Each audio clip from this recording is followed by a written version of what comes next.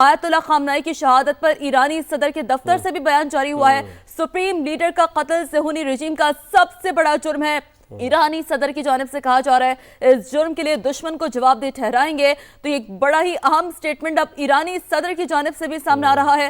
عظیم رہنما کا پاک خون صہیونی ظلم کا خاتمہ کرے گا، اس جرم کے منصوبہ سازوں کو پچھتانے پر مجبور کریں گے۔ بالکل، آیت اللہ خامنائی کی شہادت پر ایرانی صدر کے دفتر سے بیان جاری ہوا ہے۔ ایرانی صدر کہاں ہیں ابھی اس کے بارے میں کچھ نہیں پتا، لیکن ان کے دفتر سے بیان جاری ہوا ہے۔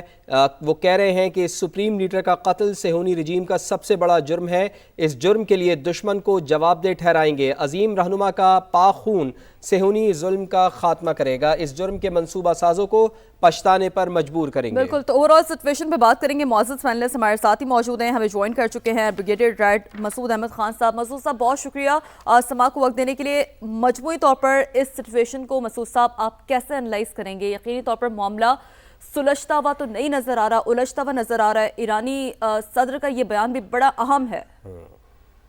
جی ہاں، دیکھیں جس طرح یہ رہبر کی شہادت ہوئی ہے اور ان کی کچھ فیملی ممبرز بھی ہیں، اور اس کے علاوہ وزیر دفاع کی بھی اطلاعات ہے، علی شام خانی تھے بڑے امپورٹنٹ، ان کے بارے میں بھی اطلاعات ہے کیونکہ وہ ڈیفنس کونسل کو ہیڈ کر رہے تھے، he was very close to رہبر کے کلوز تھے۔ پھر اس طرح محمد پاکپور تھے، ریولیوشنری گارڈ کور کے کمانڈر تھے، ان کے بارے میں اطلاعات ہیں۔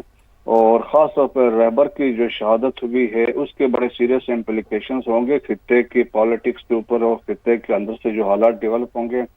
اور پھر اوپر سے یہ ہے دیکھیں کہ ان کا بڑا انفلوئنس تھا پچھلے آلموسٹ 37 ایئرس سے، وہ ایک اسپرچول لیڈرز بھی تھے، اور وہ بلکہ ڈیسیژن میکنگ جو تھی ایران کے پالیٹکس کے اندر، چاہے وہ دفاع ہے، خارجہ امور ہو اور فوج کے بارے میں، ریولیوشنری گارڈ کور ان کے انڈر کمانڈ ہی تھی۔